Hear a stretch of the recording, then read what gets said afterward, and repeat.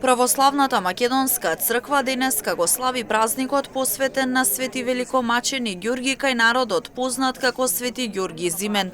Кочанскиот храм кој го носи неговото име пак денеска го одбележува својот патрон празник денот кога е осветен.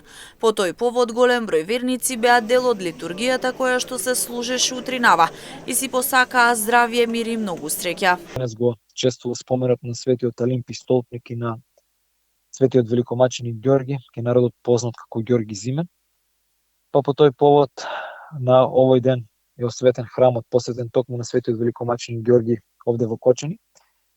Традиционално како секоја година така и ова на светата архиерејска божествена литургија чинно учествуваше неговото високо преосвештенство митрополитот Брегалнички господин Оверион во сослужение на митрополитот Григори и на митрополитот Марко.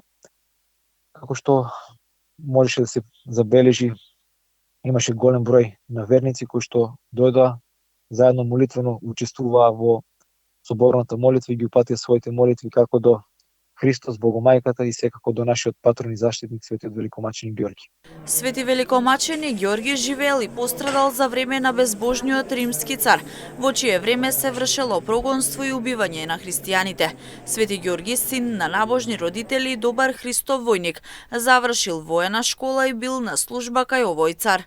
Во својата 20-та година го добил чинот трибун, воен старешина и царски пратеник. Знаејќи дека заради верата во Христа набрагу ќе настрада, по смртта на својата мајка го раздал имотот на сиромашни, а робовите ги ослободил. Тој не можел да ја поднесе неправдата. Храбро застанал пред царот, кнезовите и сенаторите и изјавил: "Слуга сум на Христос, мојот Бог.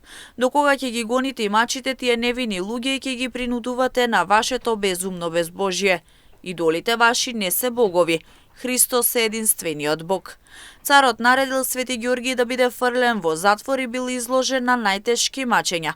Во жестоката борба меѓу доброто и злото, победа му подари, издржа над човечки мачења и стана победоносец, за да сведочи пред светот дека љубовта, побожноста и верата се посилни од се.